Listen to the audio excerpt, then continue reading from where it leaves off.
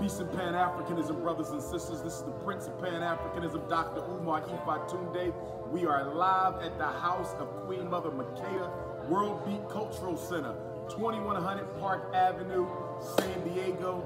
This is my home. Whenever I come to San Diego, today we were celebrating the 97th solar return of the greatest since Garvey, Malcolm Little, AKA Malcolm X, AKA El Hajj Malik El Shabazz. 97 years of Brother Malcolm, rest in paradise. And so today, my message was dedicated to Brother Malcolm, but make sure you support World Beat Cultural Center. Make sure you come through. If you African and you in the state of California and you've never been to World Beat Cultural Center, then you not on your game. Make sure you stop by. They got the food, the music, the concerts, everything. 2100 Park Boulevard, San Diego. Get here. Put your hands together for DR.UMAR Johnson. Come on.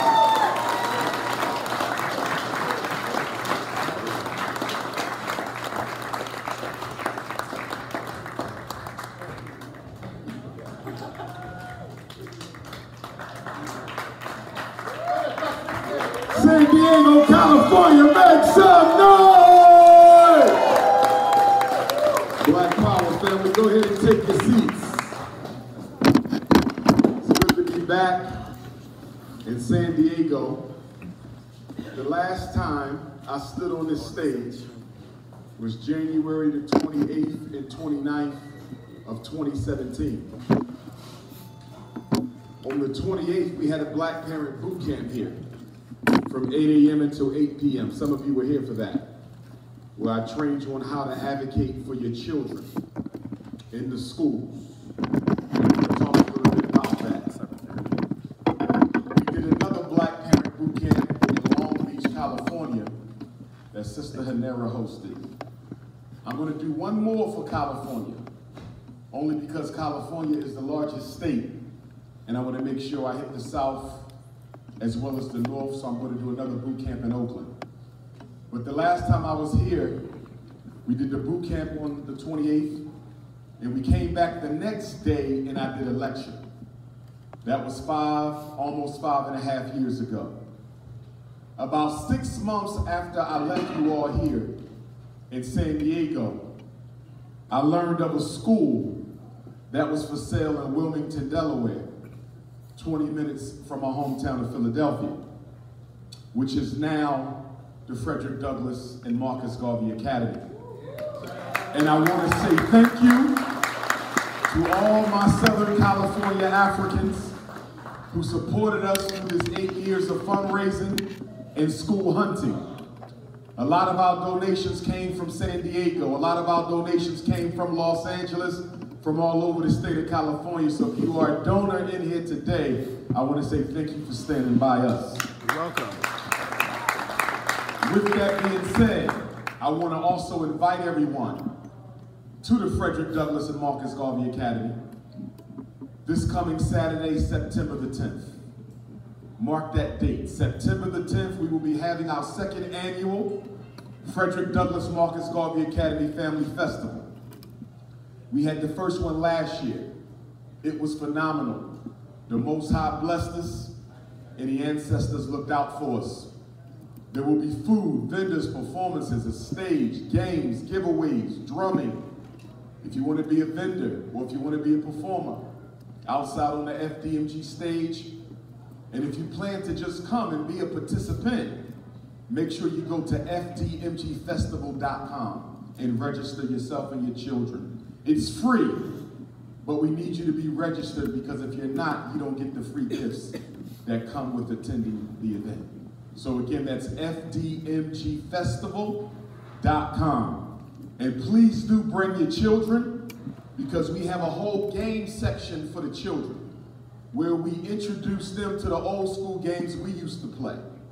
Potato sack and those types of games.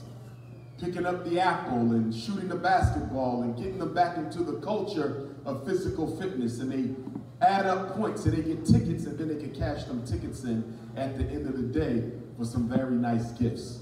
Our festival is very much about the family. We have stuff for children as well as adults, and we want to see all of you there. And if we are blessed enough, there's a strong chance that the Honorable Marcus Garvey Elementary School of FDMG might just be ready in time for September 10th. And if that happens, if the school is ready by the festival on September 10th, we're going to have a conference indoors at the same time we have the festival outdoors.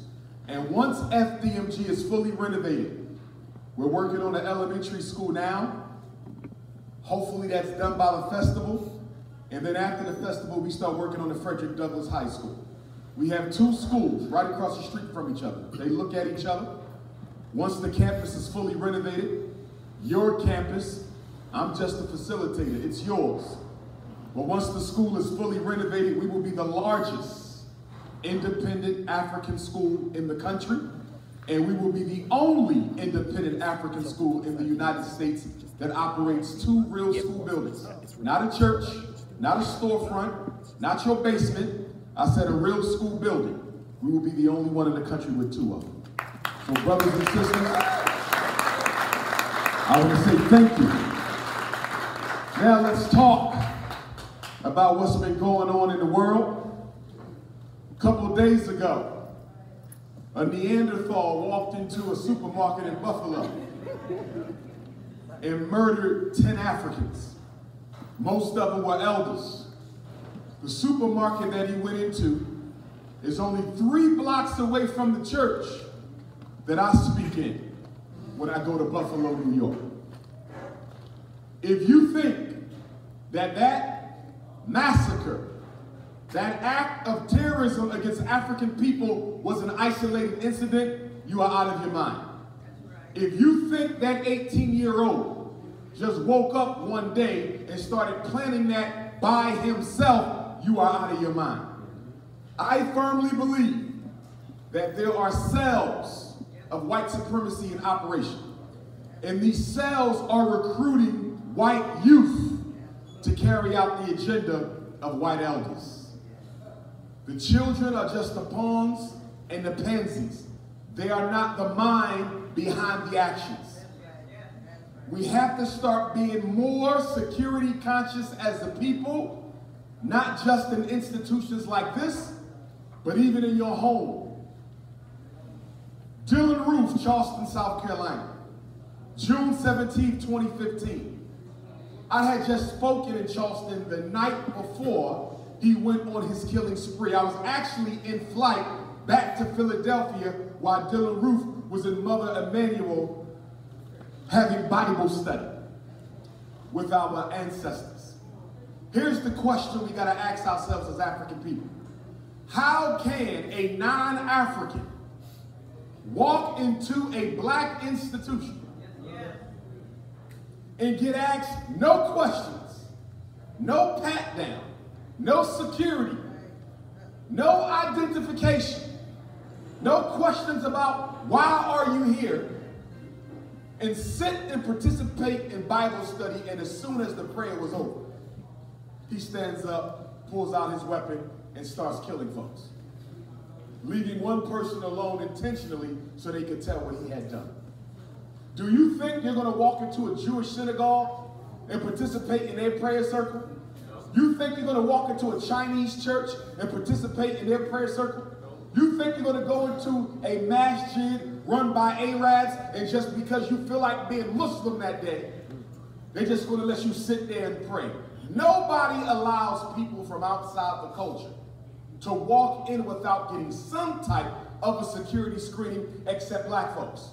Because we are the only colorblind race in this country.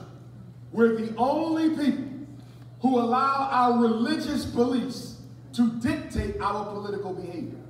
And as long as we allow our political beliefs to our religious beliefs to dictate our political behavior, it's going to be almost impossible for us to rescue ourselves from 21st century slavery.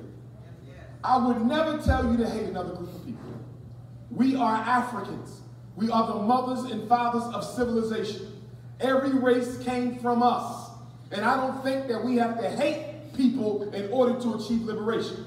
I don't think we have to imitate our oppressor in order to get free of oppression. I don't think you have to become a psychopathological narcissist in order to overcome psychopathological narcissism. But you do have to understand your enemy. And the problem with African people is we do not like to accept the reality in which we live. Post-traumatic slavery disease is all about what? Post-traumatic slavery disease is all about the falsification of African consciousness. Post-traumatic slavery disease is the issue that we have as a people where we cannot perceive and interpret our reality as it is because of conditioning by the white power structure and conditioning by the black church. Your religious beliefs and your socialization by the American white power structure has corrupted your common sense to guide you in your decision-making process.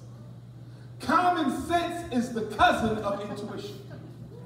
And if your common sense does not work, you are a risk factor to the safety of African people. Religion teaches us to turn our common sense off. You might know that this is the wrong thing to do, but because you've been indoctrinated to believe that Jesus said it is a sin to be for your race first, you automatically feel you must be for every race before you for your own. I don't have a problem giving compassion to the Native American struggle. I don't have a problem with you giving compassion to the Mexican struggle or the Latino struggle or the Chinese struggle or the East Indian struggle or the Arab struggle. I don't have a problem with you having concern for other branches of the human family. But I'm trying to understand how your concern for other branches of the human family supersede your concern for your family. Let's take the Ukrainian crisis. When Russia invaded the Ukraine, every Negro in America was making videos of talking about how we got to come to the aid of the Ukrainians because Ukraine has been invaded by Russia. So black folks got to donate money and send water and food and clothes, and I'm scratching my damn head. Because I said America bombed Somalia, I didn't see y'all in a rush to donate to Somalia. I see America kept the Haitians at the border, beating them with whips and putting them in concentration camps, but you didn't go that crazy for the Haitians like you did for the Ukrainians. I see our brothers and sisters in the Congo and Central Africa been catching hell for years, a genocide, but no t-shirts over that. No GoFundMe's over that. No saving the money over that. You just had an Ethiopian crisis that claimed lives, but that didn't get your attention either. Because your love for white folks supersedes your concern for black folks. And I'm trying to understand how American Africans have a bleeding heart for the immigrants. I'm not against the immigrants, but I am against us not using our common sense and historical knowledge to understand that every immigrant group that has ever come to America has aligned itself with the white power structure against you. No immigrant group has ever stood next to black folks in a quest for your freedom, justice, and equality. If you know one, I want to hear it.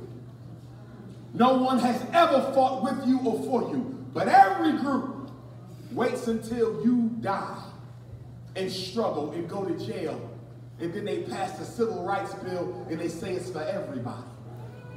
And then everybody gets more from what your ancestors died for than you, because you feel you have to be multicultural in everything that you do.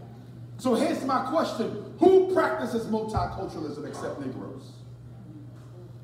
Chinese don't practice multiculturalism. They are so dedicated to being Chinese that even when they need somebody to work in their store, they put the help wanted sign in Chinese so your ass can't read it. Nobody believes in multiculturalism, and guess what? I'm not upset with them. You're not supposed to believe in multiculturalism. You're supposed to build up for your group first. When Chinese come to America, Arabs come to America, everyone who comes to America, what's the first thing they do? Build an economic empire around their culture. The first thing they do, where's the black community? Where's the Chinese community? Where's the Jewish community? Where's the Italian community? Where's the Kuwaiti community? They look to do what? Build up a cultural empire. We've been here 400 years plus. We ain't got a black Wall Street nowhere, but yet you a $2 trillion people. I'm trying to understand how a $2 trillion people is waiting on reparations to get your act together while you blow $2 trillion a year. I need some help with this because I got Negroes saying, Dr. Umar, we need the reparations in order to fix our situation. Really? When you're spending $2 billion a year on Air Jordans, $4 billion a year on liquor and alcohol, $1 billion a year on McDonald's alone, $700 million a year on chicken, turkey, beef, and pork, several billion dollars a year on video games. Children's cologne is a $24 million empire. But you need reparations. So let me get this right. You're going to be more responsible with your ancestors' money than you are with your own. Who believes that? You Negroes ain't going to use no reparations to empower the black community. If we get $1 trillion today, Mercedes-Benz will be $1 trillion richer tomorrow. The weave shop, the perm shop, Gucci, Louis, Lamborghini, and everybody else. In fact, I'm of the opinion, brothers and sisters, that reparations should wait for another generation of Africans to carry the fight, because we have not shown ourselves to be a responsible enough generation to handle the reparations of our ancestors. Let me explain something. Reparations is not for Negroes walking the planet right now. Some of you think reparations is for you. No, it's not. Reparations is for those who have come, those who are here, and those who have still yet to come. That money is to benefit the race, not 21st century Negroes. See, if I'm in charge of reparations, if you dating, mating, or marrying outside your race, you don't get no damn reparations. Because you are not going to take my ancestors' hard, unpaid labor and take it home to your white wife. You're not going to do that. You're not going to do that. You're not, that's an insult. You get your cut of your ancestors' unpaid pain and you're going to take it back to a member of the oppressors group. Now, for my non-Africans in the building, I got nothing against you personally. I want to be clear. Because some of you are listening like I'm listening to him. He's making some sense, but it sounds like he don't like you if you're not black. That's not true. I respect and love all members of the human family. But my priority is my own. And when you are amongst your culture, your priority is your own. So what I'm saying is no different than what you say when you're around people who look just like you. It's just that black people are so politically uneducated that when non-Africans come amongst us telling us what we want to hear, we think it's the truth. That's the only difference. See, everybody got two personalities. You have your own personality as an individual, but then you also have a group personality. You ever see white folks by themselves? They so nice, but then when the other Europeans walk in a room and they have a sizable majority, the personality changes. The conversation changes. The behavior changes. See, you never know a person and what they truly think about Africans until you are the minority amongst the majority of them. Then you really get to see what they think about black folks. See, here's the question. If everybody loved black people so much, why nobody dying for us? If everybody loved black people so much, why nobody sacrificing for us? See, this is why I got a big problem with the hip-hop culture and entertainment in general. Because we love to roll out the red carpet for non-African people, don't we? in rap, soul food, jazz, anything African people do, drumming. I was at a voodoo celebration for the Haitian Revolution in Marcus Garvey Park, Brooklyn. This is voodoo to celebrate the anniversary of the Haitian Revolution. My birthday, August 21st, 1791. And I get to Marcus Garvey Park in Brooklyn because I get invited to speak. They said they want you to speak at the DR.UMAR celebration. When Bookman Dada, the Jamaican priests, initiated the revolution with a ceremony for the ancestors and an offering to the Orisha Ogun. And I said, oh yes, I'm coming. That's me. Toussaint, Dessalines, Christophe, I'm there.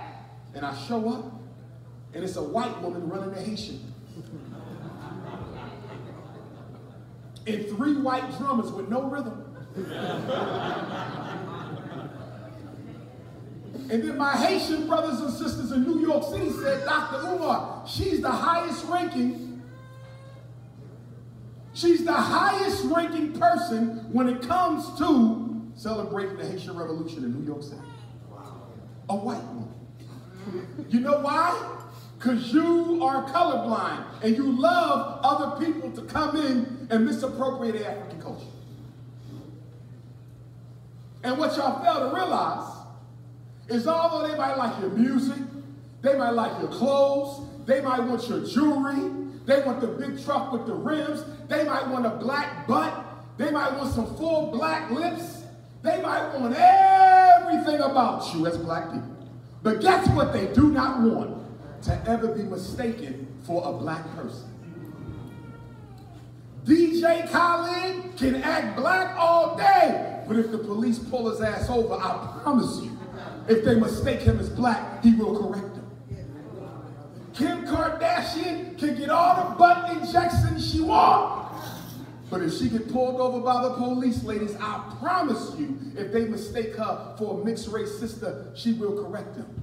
DJ Vlad, Macklemore, Eminem, all these non-Africans making millions off your cultural art forms. They come to your award shows and dance and have fun and wear your clothes, and you say, they black too, look, they act just like us. Have you ever seen them during the protest, though?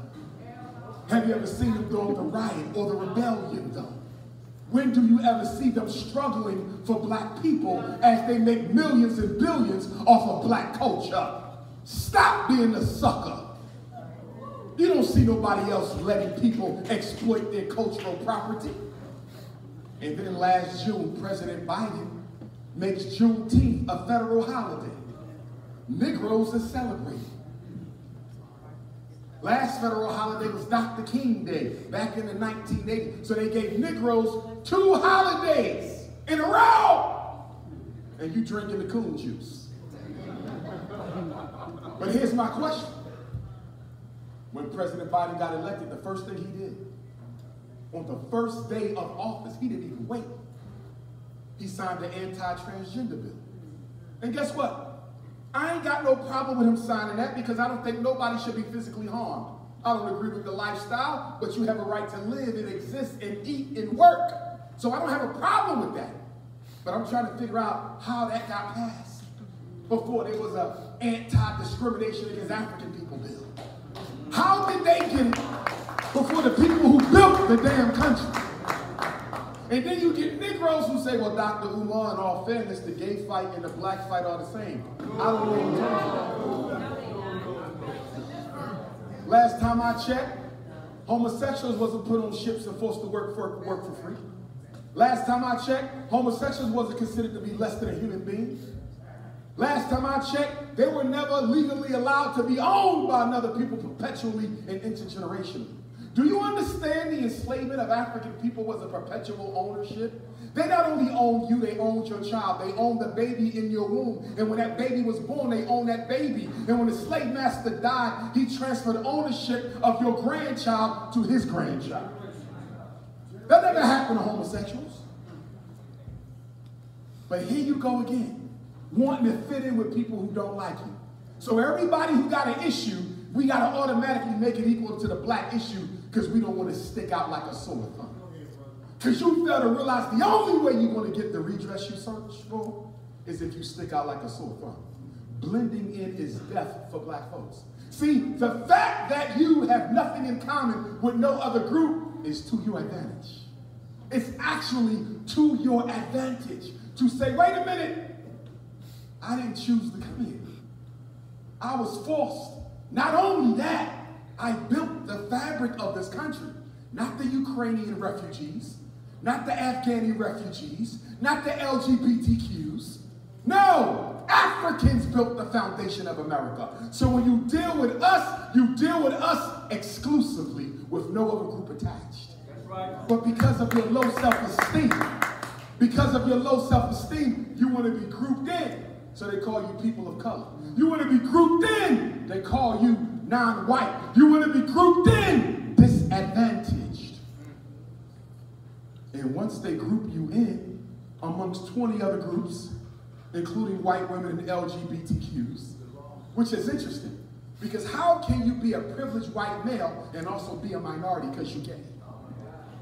How can you be a privileged white female and also be a minority because you're gay? That's a contradiction. I'm a minority over here and a majority over here. It's just a tactic to redirect the resources right back to white folks because black people don't want to stand up and say, you're going to deal with me as a black person only. You're not going to lump no other group in with me. But because we like to get lumped in, they let all the other groups steal all your resources.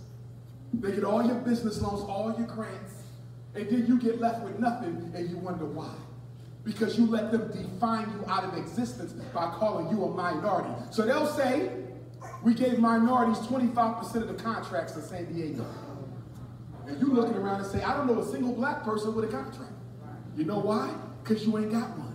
They gave them to all the other groups because you allowed yourself to be put under an umbrella category. The worst thing you can do is allow yourself to be put in under an umbrella category. Because that's how you make it look like you're taking care of black folks when you ain't taking care of them at all. So he passed the transgender bill, first day of office. And then a year ago, we have the Asian murders in Atlanta, the Parlor murders. My heart goes out to the family of those who passed. It was a shame for those Asian women to be murdered like that. I ain't afraid to say that. But I'm trying to understand how President Biden passes an anti-Asian hate bill within weeks after these 8 women were murdered. Black folks have been getting murdered for 400 years, and there's no anti-African-American hate bill. The games they play. And then he starts a White House initiative on Asians and Pacific Islanders. And I don't have a problem with that. But how does it come before mine?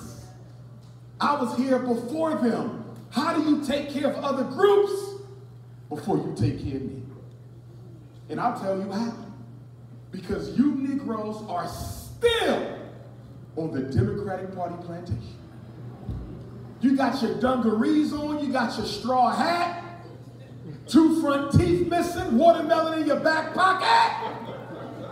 You on the Democratic Party plantation, and you Negroes still don't understand that the only thing different between the Democrats and the Republicans is the Republicans tell you the truth, and the Democrats feed you false hope. That's the only difference. Bill Clinton locked up more black people than any president in American history. Democrat Barack Obama took everything our ancestors died for and gave it to everybody else but you.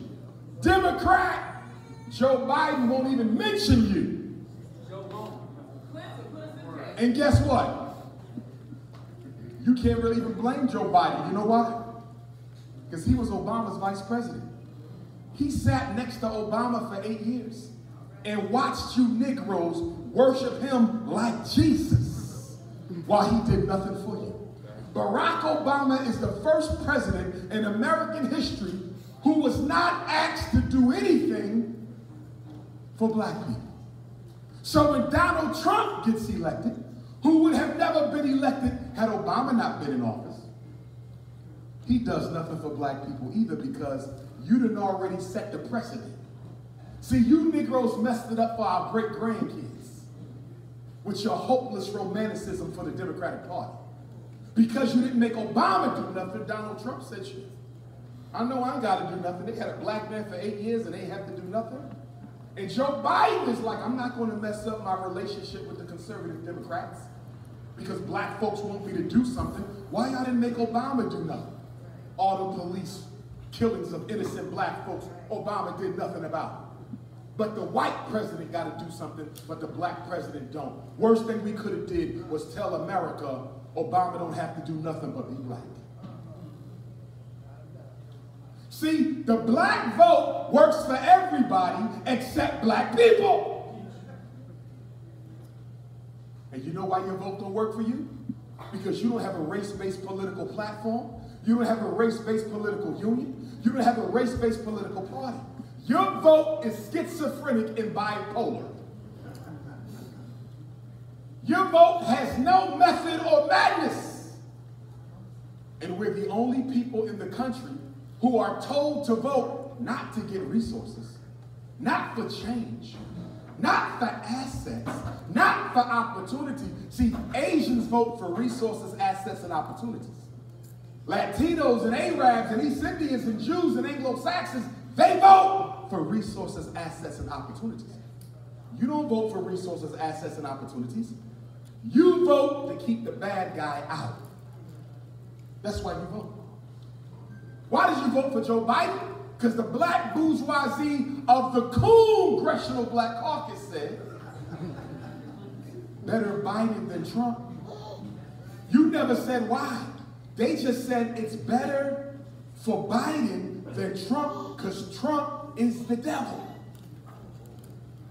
And so you voted for Joe Biden out of a fear of what Donald Trump would do to black folks. But guess what? He could have done no worse than the man in there right now. It don't matter who you vote for. You're going to keep catching hell until you make your vote count for black folks. And guess who don't want the black vote organized? Black politicians.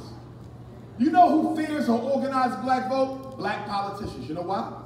Because if you organize your vote, you can now command them to change their political agenda and their political behavior. You know what that means? That means these coons in office now have to fight white folks for real politically. They don't want to do that. They have coffee with these people. They belong to the Masonic lodges with these people. They play golf with these people. If you organize the black vote, you will make the black Democrat go to war with the Democratic Party. You will make the black Republican go to war with the Republican Party. Them scary Negroes don't want to go to no war. That's why they tell you, just vote.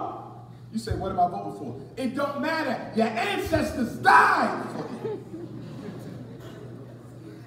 And so you go vote expecting nothing because somebody guilt-tripped you into putting another white person or coon in office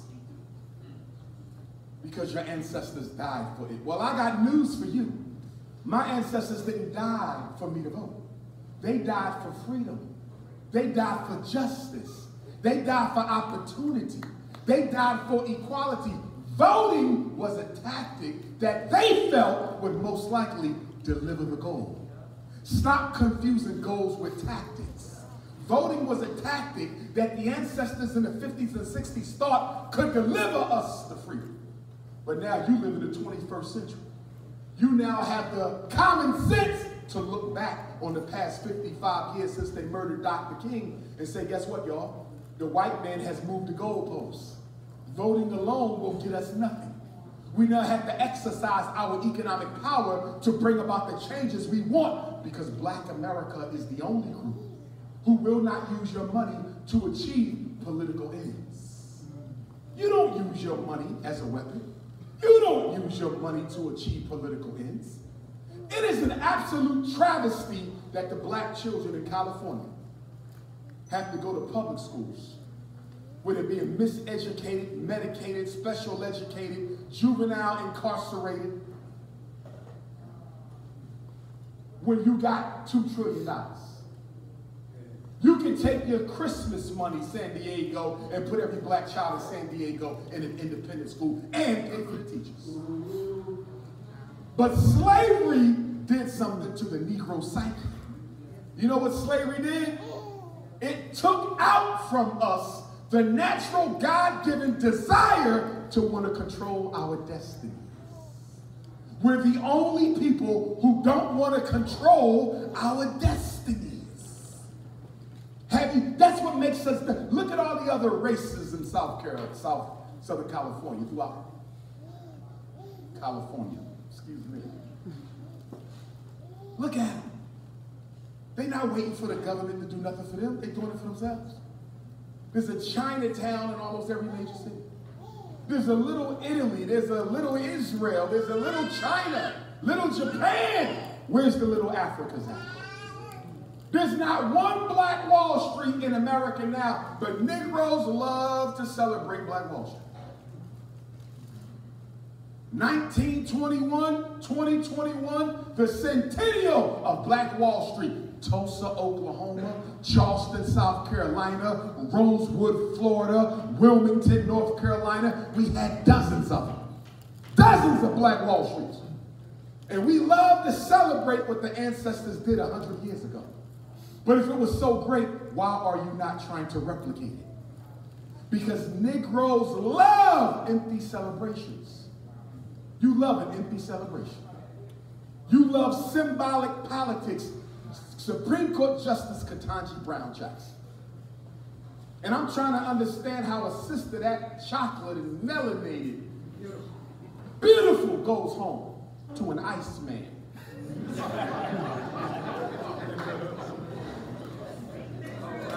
Black woman, I got to be honest, don't you imitate these snow bunny loving brothers down here in San Diego.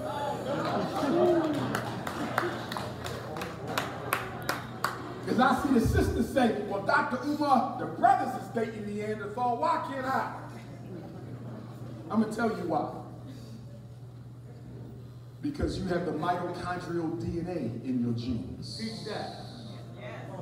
Why so many black women being kidnapped? Thousands every year. You know why? They want to isolate your E gene. They want to somehow be able to artificially replicate the mitochondrial DNA that only the black woman has. So they're kidnapping you and your daughter, using you as human research monkeys because they need to isolate the mitochondrial DNA of the African woman. That's right. Henrietta Lacks was just the beginning. The black woman has divine things happening in her body. All right. That the white power structure needs to replicate for biological weapons and for biological survival of European women. See, the reason that devil shot up that supermarket a few days ago, and he wrote it in his manifesto, you can read it. He said the white population is dwindling. I don't know if y'all know this. 25 of the 50 American states have a diminishing white population. More white people are passing on than being born. And 25, that's half the country. See, when Dr. Francis Cress Welsing in the ISIS papers told you that the #1 reason for white supremacy is genetic white survival, you thought she was crazy. But when you read Peyton's manifesto, he tells you, I'm killing in the interest of white genetic survival.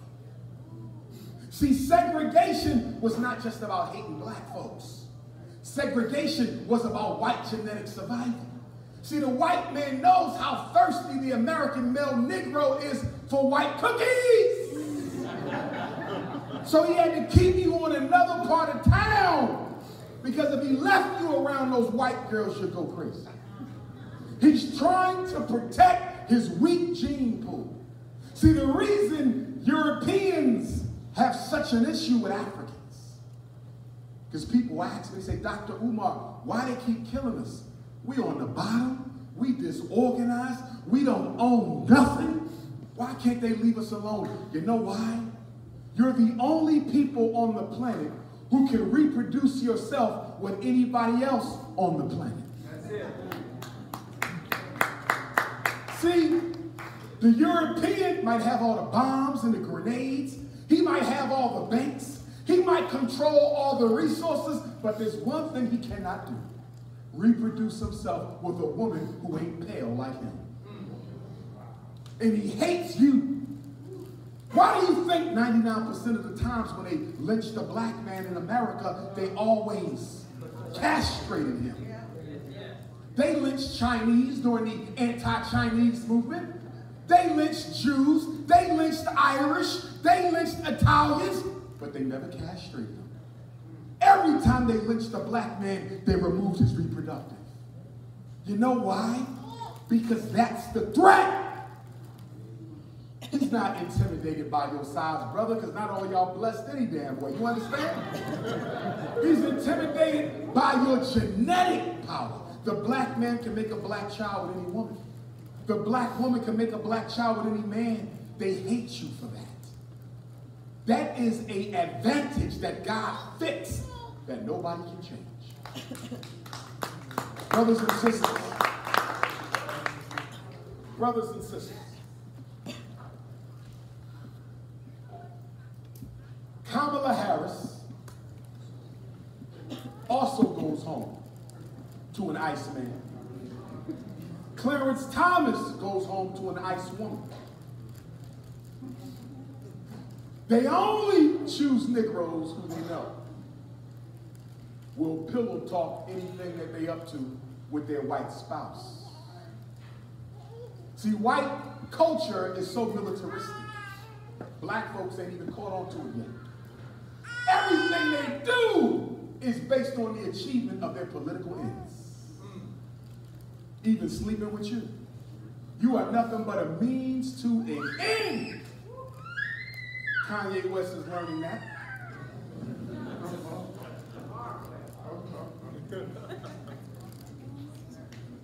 What's that actor's name? Robert De Niro's wife.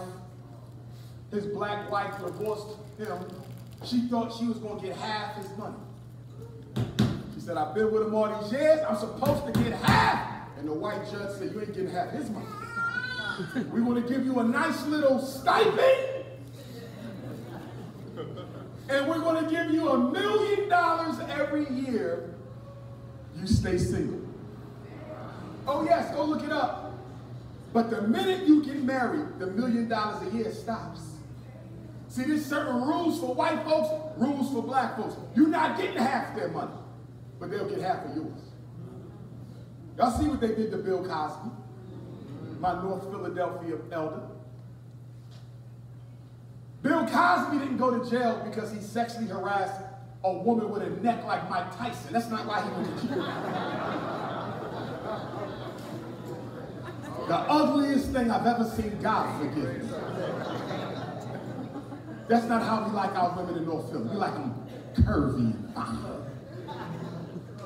Bill Cosby went to jail because the second largest oil company in the world wanted to drill under a home that him and Camille owns in Massachusetts that's sit next to an untapped source of oil. They would not let the oil company drill. And then they organized all the other homeowners in the neighborhood, most of them white, to not let the oil company drill. So the oil company said, how in the hell can we get rid of Bill and Camille so we can get this damn oil and drill this pipeline under their home? And they said, we're going to have to bankrupt them through the court system, legal fees. So the next thing you know, they find about 50 ugly white girls. I didn't say all white girls were ugly. I said those 50 were. And so 50 white women came out of nowhere and said, Bill Cosby sexually abused me. 30 years ago. Not in 2015. Not in 2010. Not in 05. Not in 2000. But in 74. 75. 76. So let me get this right. You used to be a cute little white girl in the 70s. You get sexually violated by the most powerful and popular black man in entertainment at the time. Remember, Bill Cosby is the first black actor ever with his own television show. Bill Cosby paved the way for Richard Pryor. Bill Cosby is before Denzel, Sidney, and all of them. He's the first. So you mean to tell me you're a privileged white woman, you get sexually harassed by the most powerful black entertainer in the world. You can have him destroyed overnight. You don't say nothing when you was young and cute. You wait 40 years till you old and nasty looking with 3 children.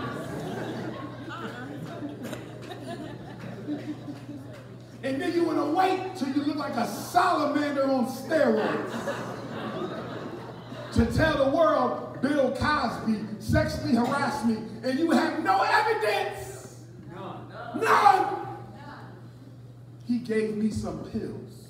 It was all taking pills. Why did you take the pills? Because that's what y'all do in Hollywood. And then after he abused you, you stayed in contact with him, hung out with him. I don't know no woman who continues to go back to the source of the sexual abuse after it's taken place. Nope, you know what happened? The white power structure called those women up, and they said, we need y'all to do a job for us. Bill Cosby is blocking our control of resources. See, the one thing we don't get as African people is white folks are committed to other white folks above and beyond their personal relationship with you. You don't understand it because we don't have that with each other. Black folks don't have that.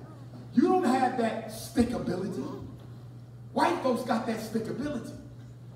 You think it's your sexing them and making babies with them, you got them under control. Oh, hell no.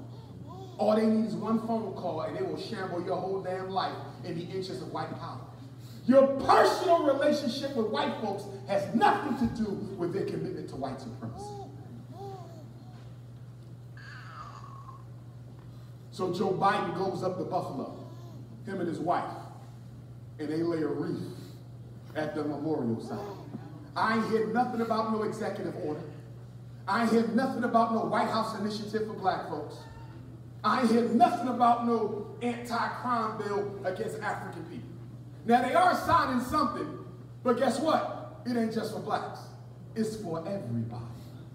But guess what? The Asian bill was just for Asians. And the Native American bill was just for Native Americans. And the money for the Ukrainians was just for the Ukrainians. And the money for the Afghanis was just for the Afghanis. Why is it they can't do nothing just for black people, but it's okay to do something for any other group exclusively? Because we made it that way. We made it comfortable for the government to take you for granted. You know why? Because you are psychologically homeless people. You are neurotic about your Americanism. And you would rather be called an American than be treated with respect. That's why on July 4th, you niggas gonna be out here cooking hot dogs and shit out there. You can't wait to put your grill out there. July 4th, 1776, our ancestors was in the field picking cotton. Cotton picking Negroes, and you out here celebrating Thomas Jefferson's freedom. You out here celebrating Alexander Hamilton's freedom. You out here celebrating George Washington's freedom.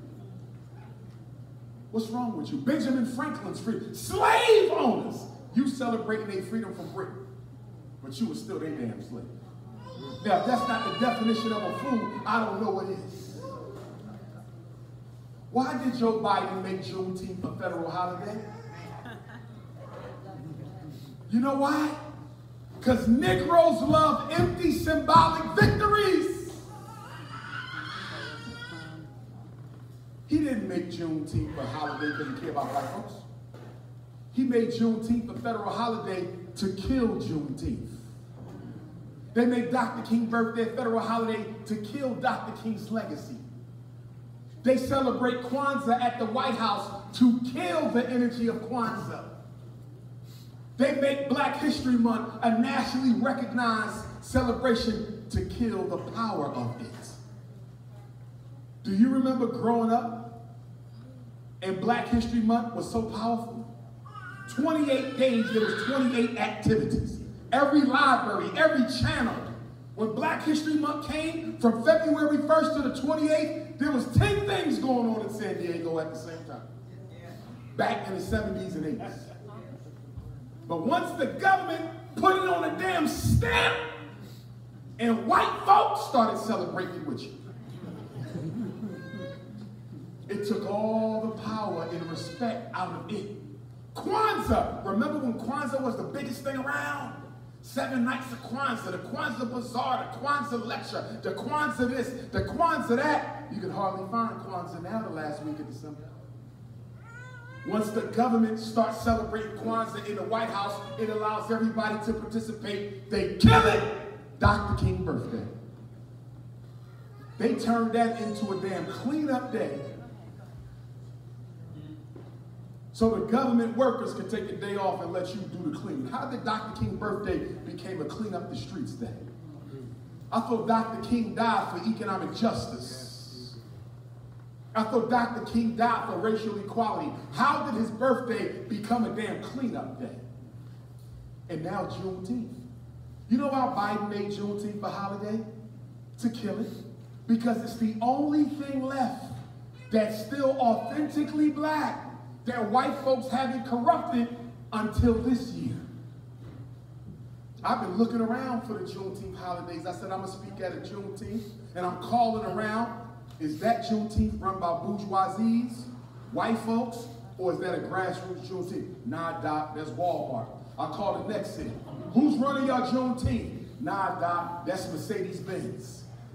Everywhere I go, the Juneteenth is being sponsored by white power. You can hardly find an organically grassroots Juneteenth left because everybody wants the free money. See, black folks don't have nothing sacred. I want you to listen to me. When I say we have nothing sacred, I'm asking you a real simple question. Can you name me a holiday, a religion, a festival, an institution, a cemetery, a building, a practice, a celebration that nobody can exploit, sell, get paid off, or participate in except black folks? There's nothing sacred in black America. African spirituality, white folks is all in it. Go to New Orleans. You walk down in the French Quarter to the voodoo shops, there's all white folks in there selling you that damn stuff. How you let white folks in voodoo? Jean-Jacques Dessalines turning in his grave. White folks is now the voodoo masters. What kind of shit is this? Dr. King birthday, that's integrated. And then people mock us and we don't even realize it. Black History Month, everybody working at McDonald's got on their damn Kwanzaa hat. Burger King, Black History Month. Red, black, and green all over the place. They don't do that with Hanukkah with the Jews. They don't do that. The only people, cultural relics and holidays and symbols you can play with is black folks because you let other people participate. All due respect to Dr. Malana Karinga. But when Dr. Karinga said non-Africans can participate in Kwanzaa but they can't lead it, worse than he could have done. Because for a while, it was all black. And it kept putting pressure, so he adjusted it and said, you can participate in Kwanzaa. If you're not black, you just can't lead it. And now, you go to some Kwanzaa celebrations,